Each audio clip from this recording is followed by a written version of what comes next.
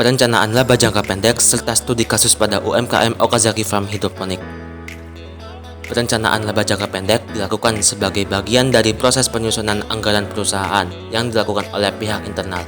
Dalam perencanaan laba jangka pendek, manajemen mempertimbangkan berbagai usulan yang berakibat pada harga jual, volume penjualan, biaya variabel, biaya tetap, dan laba bersih. Data yang diperoleh selama satu periode sebagai berikut. Pertama, biaya tetap sebesar 2.774.000, biaya variabel sebesar 488.000, dan pendapatan sebesar 12 juta.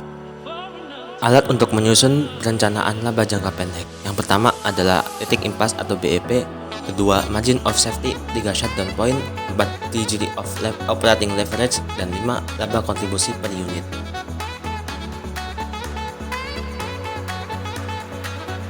Titik impas memberikan informasi tingkat penjualan suatu usaha yang labanya sama dengan 0, atau dapat dibilang juga pada titik ini perusahaan tidak mengalami kerugian maupun keuntungan. Parameter ini memberikan informasi kepada manajemen dari jumlah target pendapatan penjualan yang dianggarkan, berapa pendapatan penjualan minimum yang harus dicapai agar usaha perusahaan tidak mengalami kerugian. Sebelum menghitung titik impas tersebut, maka diperlukannya laba kontribusi dan laba bersih, baik secara jumlah rupiah maupun secara persentasenya.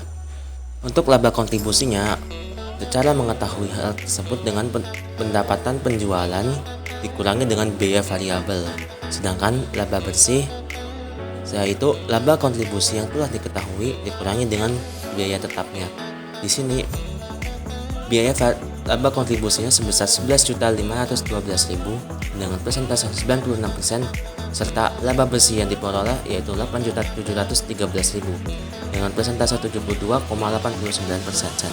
Titik impas yaitu biaya tetap dibagi dengan kontribusi margin dalam bentuk persentase, sama dengan 2.889.583,33 rupiah. Margin of safety memberikan informasi berapa volume penjualan yang dianggarkan atau pendapatan penjualan tertentu maksimum boleh turun agar suatu usaha tidak menderita rugi dalam bentuk persentase. Rumus margin of safety-nya yaitu pendapatan penjualan dikurangi titik impas dikali 100% dibagi pendapatan penjualan, dengan hasilnya yaitu 75,92%.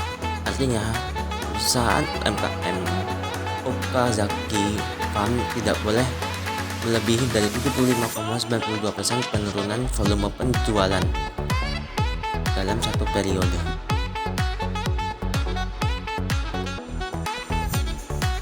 Shutdown point memberikan informasi pada tingkat penjualan berapa suatu usaha secara ekonomis sebaiknya ditutup, karena pendapatan penjualannya hanya dapat digunakan untuk menutup biaya tunai saja.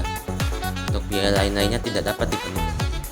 Shutdown point rumusnya yaitu biaya tunai dibagi kontribusi margin.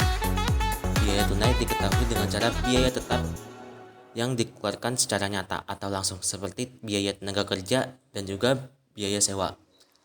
Shutdown point pada perusahaan ini yaitu Rp2.750.000. Artinya, apabila pendapatan perusahaan ini di bawah Rp2.750.000 sebaiknya ditutup karena tidak dapat memenuhi biaya tunai yang dikeluarkan secara langsung.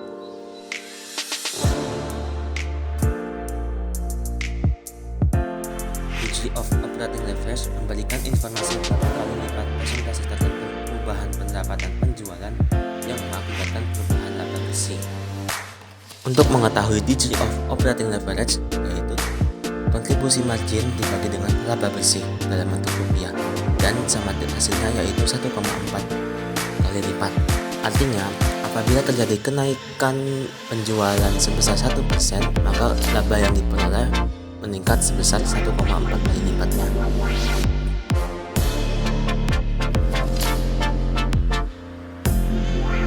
Laba kontribusi per unit yaitu memberikan informasi kemampuan suatu produk dalam memanfaatkan sumber daya yang langka untuk memberikan kontribusi dalam bentuk biaya tetap dan menghasilkan laba. Atau dapat juga dibilang laba yang diperoleh dari penjualan satu unit tersebut. Untuk mengetahui laba kontribusi per unitnya, maka dengan cara pendapatan penjualan per unit dikurangi dengan biaya variabel per unit. Dalam produksi tersebut, laba kontribusi per unit yang diperoleh yaitu 5.786 per unitnya. Berikut adalah lokasi Okazaki Farm Hidroponik yang berada di Desa Karangnangka, Kecamatan Brebet, Kabupaten Purbalingga, beserta fotonya. Sekian video pemaparan dari saya. Saya mohon maaf apabila terjadi kesalahan baik dari teknis maupun dari kesalahan perkataan saya. Terima kasih atas perhatiannya. Wassalamualaikum warahmatullahi wabarakatuh.